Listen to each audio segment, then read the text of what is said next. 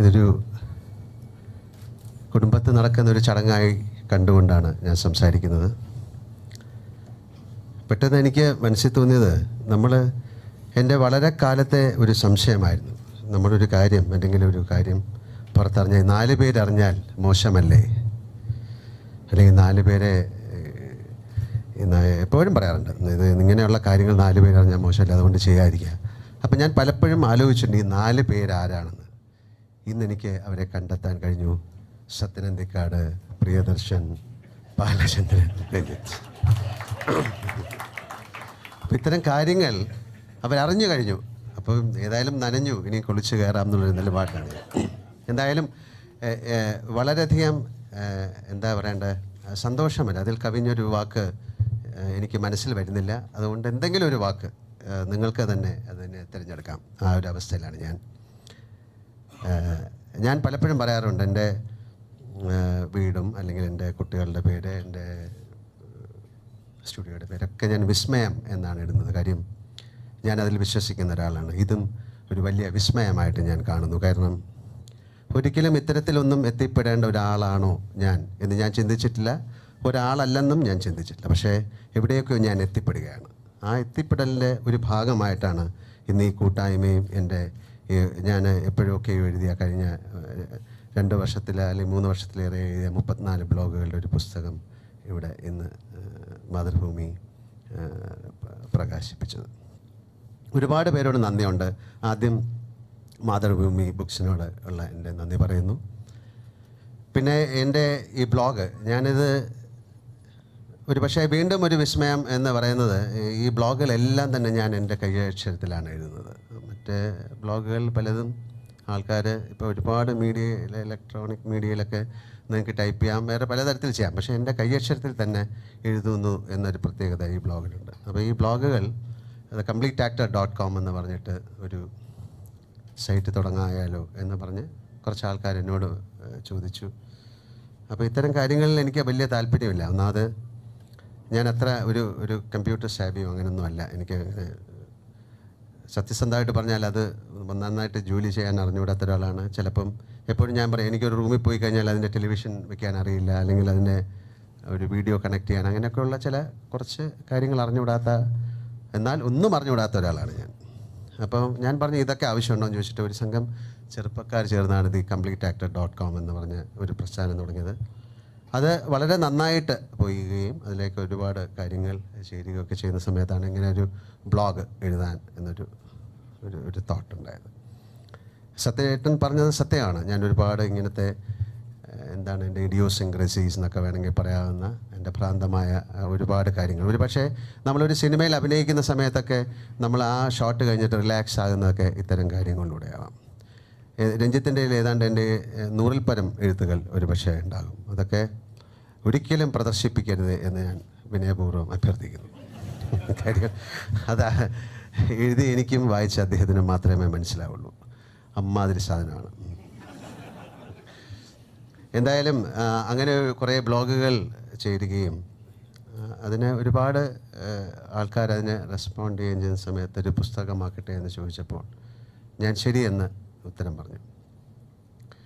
പക്ഷെ ആ പുസ്തകത്തിന് കിട്ടിയ, അല്ലെങ്കിൽ എൻ്റെ ബ്ലോഗുകൾ കിട്ടിയ അതിൻ്റെ ഒരു പ്രശസ്തി, അല്ലെങ്കിൽ ഇവിടെ സംസാരിച്ച കാര്യമൊക്കെ വീണ്ടും എന്നെ വിസ്മയത്തിലേക്കാണ് എത്തിക്കുന്നത്. കാരണം അതിന് അവതാരിക എഴുതിയത് ജയചന്ദ്ര സാറാണ്. ഞാൻ അദ്ദേഹമായിട്ട് സംസാരിച്ചപ്പോൾ അദ്ദേഹം പറഞ്ഞ കാര്യങ്ങളൊക്കെ എനിക്ക് എന്താണ് ഉരുത്തരിക്കുന്ന കാര്യങ്ങളാണ് പറഞ്ഞത്. കാര്യം ഒരു പക്ഷേ ഈ ജേർണലിസത്തിൽ ഒരു ഭയങ്കര റെവല്യൂഷൻ ഉണ്ടാക്കിയ ആളാണ് അദ്ദേഹം. കലാകൗമുദിയിലിരുന്നപ്പോഴും അല്ലെങ്കിൽ മലയാളത്തിലിരിക്കുന്ന സമയത്തുമൊക്കെ ഒരുപാട് എഴുത്തുകാരുണ്ടാകുകയും, ഒരു പക്ഷേ ബാലേന്ദ്രൻ ചുള്ളിക്കാടിൻ്റെ പുസ്തകത്തിൻ്റെ അവതാരിക വരെ അദ്ദേഹമാണ് എഴുതിയിട്ടുള്ളത്. അപ്പോൾ അത്തരത്തിലുള്ള ഒരു വലിയ മനുഷ്യൻ എൻ്റെ പുസ്തകത്തിൻ്റെ അവതാരിക എഴുതുന്നു എന്ന് പറയുന്നതിൽ ഞാൻ വീണ്ടും വിസ്മയപ്പെടുന്നു. അപ്പം ഞാൻ അദ്ദേഹത്തിന് മലയാളം എന്ന വാരികമായിട്ട് എനിക്ക് വളരെയധികം ബന്ധമുണ്ട്. ഞാൻ എഴുതിയിട്ടില്ലെങ്കിലും അതിൽ ഞാനൊരു പടം വരച്ചിട്ടുണ്ട്. കാര്യം വാനപ്രസ്ഥം എന്ന സിനിമയുടെ ഒരു റിവ്യൂ അതിൽ എഴുതുന്ന സമയത്ത് നമ്പൂതിരി സാറ് വരച്ച ഒരു ചിത്രം, നമ്പൂതിരി സാർ അന്ന് എൻ്റെ കൂടെ ഉണ്ടായിരുന്നു വാനപ്രസ്ഥം ഷൂട്ടിംഗ് സമയത്ത്. ആ ചിത്രം ഞാൻ അതുപോലെ ഒരു പക്ഷേ അതിനേക്കാൾ ഭംഗിയായി എന്ന് വേണം പറയാൻ. ഞാൻ വരച്ചു. ഈ 2 ചിത്രങ്ങളും മലയാളം മാഗസീനിലിട്ടു. അപ്പം ആദ്യമായിട്ട് എനിക്ക് ഒരു മാഗസീനിൽ വന്ന ചിത്രം അതാണ്. അപ്പോൾ അത്തരത്തിലൊക്കെ ഒരുപാട് അറിഞ്ഞോ അറിയാതെ ഒരുപാട് പേരെ ഞാൻ ബന്ധപ്പെടുകയും സംസാരിക്കാൻ പറ്റുന്നതൊക്കെ ഒരു വലിയ നിമിഷങ്ങളാണ് ഇത്തരം കാര്യങ്ങൾ. പിന്നെ എൻ്റെ ജീവിതത്തിൽ ഏറ്റവും സ്വാധീനം ചെലുത്തിയിട്ടുള്ള ആൾക്കാർ തന്നെയാണ് ഇവിടെ ഇരിക്കുന്നത്.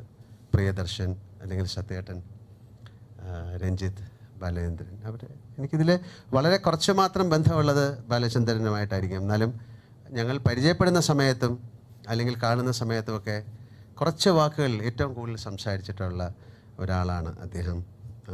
ഇവിടെ പറഞ്ഞ വാക്കുകൾക്കൊക്കെ വളരെയധികം നന്ദി പറയേണ്ട കാര്യമില്ല, എങ്കിലും പറയണം. സത്യേട്ടൻ്റെ ഏതാണ്ട് ആദ്യത്തെ സിനിമ മുതൽ അവസാന സിനിമ വരെ അഭിനയിച്ച ഒരാൾ ഞാനാണ്. എന്ന് പറഞ്ഞാൽ ഇപ്പം ഏതാണ്ട് 25-30 വർഷമായി. പ്രിയദർശൻ്റെ ആദ്യ സിനിമ മുതൽ അവസാന മലയാള സിനിമ വരെ അഭിനയിച്ച ആളാണ് ഞാൻ. രഞ്ജിത്തിൻ്റെ ആദ്യ സിനിമ മുതൽ അവസാന സിനിമ വരെ അഭിനയിച്ച ഒരാളാണ് ഞാൻ. എന്ന് പറഞ്ഞാൽ ഒരുപാട് വർഷത്തെ ബന്ധങ്ങളാണ്. ഈ പുസ്തകത്തെക്കുറിച്ച് എനിക്കങ്ങനെ വലിയതായിട്ടൊന്നും പറയാനില്ല, കാര്യം വായിക്കുക എന്നേ ഉള്ളൂ. പിന്നെ അതിൽ ഞാൻ എഴുതിയിട്ടുണ്ട്, ഈ നേരത്തെ പറഞ്ഞ പോലെ ഒരുപാട് കഥാപാത്രങ്ങൾ നമ്മൾ ചെയ്തു കഴിഞ്ഞ് കുറേ നാൾ കഴിയുമ്പോൾ വളരെ കുറച്ച് സമയമേ കിട്ടൂ ഞാൻ മോഹൻലാൽ എന്ന് പറയുന്ന മനുഷ്യനായിട്ട്.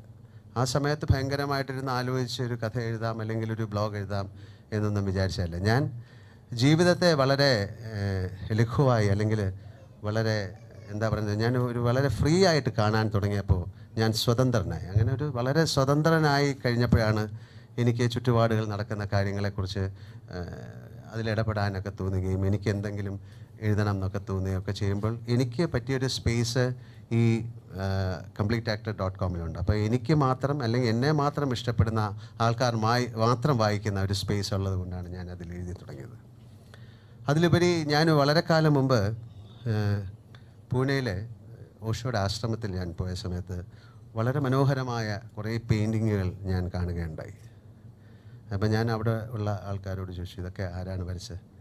അതങ്ങനെ ഇവിടെ വരുന്ന ആൾക്കാർ വരയ്ക്കണതാണ്. ഞാൻ ഇത്രയും നല്ല പെയിൻറ്റിങ്ങുകളോ, ഇവരൊക്കെ പെയിൻറ്റേഴ്സാണോ? അപ്പോൾ അവർ പറഞ്ഞത് ആരും പെയിൻറ്റേഴ്സല്ല, പിന്നെ ആദ്യമായിട്ട് വരയ്ക്കുകയാണ് അവർ. അതെങ്ങനെയാണ്? അവരിവിടെ വന്ന് വരയ്ക്കാൻ പറഞ്ഞു കഴിഞ്ഞപ്പോൾ അവർ ഇല്ല, എനിക്ക് വരയ്ക്കാൻ അറിയില്ല. തീർച്ചയായിട്ടും നിങ്ങൾക്ക് വരയ്ക്കാൻ പറ്റും, നിങ്ങൾ ശ്രമിക്കൂ. അതിമനോഹരമായ പടങ്ങളാണ് ഉണ്ടായിട്ടുള്ളത്, പിക്ചേഴ്സാണ് ഉണ്ടായിട്ടുള്ളത്. അതുകൊണ്ട് നമുക്ക് ഇതൊരു ശ്രമമോ കാര്യങ്ങളോ ഒന്നുമല്ല, ഇതുമായിട്ട് റിലേറ്റ് ചെയ്ത് പറയല്ല. നമുക്ക് അറിഞ്ഞുകൂടാത്ത ഒരുപാട് കാര്യങ്ങൾ നമ്മുടെ മനസ്സിലും നമ്മുടെ ശരീരത്തിലും ഉണ്ട്. നമ്മുടെ ശരീരം എന്ന് പറയുന്നത് അല്ലെങ്കിൽ നമ്മുടെ ചിന്തകൾ എന്നൊക്കെ പറയുന്നത് അത്ഭുതപ്പെടുത്തുന്ന തരത്തിലുള്ളതായിരിക്കാം. അങ്ങനെയാണ് പെട്ടെന്ന് ഇത് എന്തുകൊണ്ട് മോഹൻലാൽ എഴുതുന്നു എന്ന് പറയുന്നത്, ഇതും ഒരു വിസ്മയം തന്നെയാണ്. ഒരു കാര്യം കൂടെ ഞാൻ പറഞ്ഞ് ഞാൻ നിർത്താം. ഇത് തുടങ്ങുന്ന സമയത്ത് ഞാൻ എങ്ങനെ ഇത് ചെയ്യണം, എനിക്ക് ഒരുപാട് കാര്യങ്ങൾ പറയാനുണ്ട്, ഒരുപാട് കാര്യങ്ങൾ സമൂഹത്തിനോട് പറയാനുണ്ട്. പക്ഷെ അതൊന്നും പറയാൻ പറ്റില്ല, കാര്യം അവർ എന്നെ എതിർക്കും, ഇങ്ങനെയല്ല അങ്ങനെയല്ല എന്നൊക്കെ പറയും. അപ്പം ഞാൻ ആലോചിച്ചു, ഞാൻ ദൈവത്തിന് ഒരു കത്ത് എഴുതാൻ പോവാണ്. എനിക്ക് എപ്പോൾ വേണമെങ്കിലും എഴുതാം, ദൈവമേ എനിക്കിന്ന് പനിയാണ്, പിന്നെ എൻ്റെ വീട്ടിലിങ്ങനെ മീൻ കൂട്ടാൻ വെച്ചു, ഒരുപാട് കാര്യങ്ങൾ എഴുതാം. അപ്പം എനിക്ക് എഴുതാം, ദൈവമേ ഇങ്ങനെ ഭയങ്കര ഒരു കാര്യം കേരളത്തിൽ നടക്കുന്നു, കേരളത്തിൽ ഭയങ്കരമായ പനി വരുന്നു, ഇവിടെ ശുചിത്വമില്ല. എന്നോട് വളരെ അടുത്ത കാലത്ത് എൻ്റെ ഒരു സുഹൃത്ത് വീട്ടിൽ വന്നപ്പോൾ, ലാൽ ഞാൻ 35 വർഷം കഴിഞ്ഞിട്ടാണ് എറണാകുളത്ത് വരുന്നത്. ഞാൻ പറഞ്ഞു, അതുകൊണ്ട് 35 വർഷം മുമ്പ് ഞാൻ പോയപ്പോഴും ഇവിടെ കൊതുകും റോഡൊക്കെ വൃത്തികേടാണ്. 35 വർഷം ഞാൻ കഴിഞ്ഞ് വരുമ്പോഴും ഇവിടെ കൊതുകും റോഡൊക്കെ വൃത്തികേടാണ്. ഞാൻ പറഞ്ഞു, സത്യമാണ്, കറക്റ്റ്. ഞാൻ പറഞ്ഞു, ഞാൻ ദൈവത്തിനൊരു കത്ത് എഴുതാം. അങ്ങനെ ദൈവത്തിന് ഒരു കത്തുകൾ എഴുതുക എന്ന രീതിയിലാണ് ഞാനിത് തുടങ്ങിയത്. ഞാൻ ദൈവത്തെ കാണുന്ന പൂജാമുറിയിലും അങ്ങനെയൊന്നുമല്ല, ഞാനൊരു ട്രെയിൻ കമ്പാർട്ട്മെൻറ്റിൻ്റെ അകത്ത് ബാത്റൂമിൻ്റെ അകത്ത് വെച്ചാണ് കാണുന്നത്. എൻ്റെ അടുത്ത ബ്ലോഗും ഞാൻ ദൈവത്തിനെ കാണുന്നതായിട്ടാണ്. അത് ഞാൻ ചോദിക്കുന്നത്, അദ്ദേഹത്തിനോട് ചോദിക്കുന്നത് എനിക്ക് പെട്ടെന്ന് തോന്നുന്ന ഒരു കാര്യമാണ്. കാര്യം നമ്മൾ ഇപ്പോൾ ഒരു നടൻ എന്ന രീതിയിലോ ഒരു എഴുത്തുകാരൻ എന്ന രീതിയിലോ അല്ലെങ്കിൽ പാട്ടുകാരൻ എന്ന രീതിയിലൊന്നുമില്ല. നമ്മൾ ജീവിതത്തെ സ്നേഹിച്ച് തുടങ്ങുമ്പോഴത്തേക്ക് നമ്മൾ മരിച്ചു പോകുന്നു. ഒരു മിനിമം ഒരു 200-300 വർഷമെങ്കിലും ജീവിക്കാനുള്ള ഒരു പോസിബിലിറ്റി ഉണ്ടോ? അപ്പം അത് അദ്ദേഹം ഡിസ്കസ് ചെയ്യുന്നതായിട്ടാണ്. എന്ന് പറഞ്ഞാൽ അപ്പം വയസ്സാകുന്നതൊക്കെ ഒരു 150 വയസ്സ് അല്ലെങ്കിൽ 160 വയസ്സിലൊക്കെ നമ്മൾ പ്രായമുള്ളൂ. അതുവരെ നമുക്ക് മനോഹരമായിട്ട് ജീവിക്കാൻ ഒരുപാട് കാര്യങ്ങൾ ഈ ഭൂമിയിൽ ഇപ്പോഴുണ്ട്. അപ്പോൾ അദ്ദേഹം പറയുന്ന മറുപടികളാണ് അതിനെക്കുറിച്ച്. ഇത് നേരത്തെ അദ്ദേഹം പറഞ്ഞ ഭ്രാന്തമായ ചിന്തകളായിരിക്കാം. ഇതൊരു ഭ്രാന്താണെങ്കിൽ ആ ഭ്രാന്തിനെ ഞാൻ സ്നേഹിക്കുന്നു.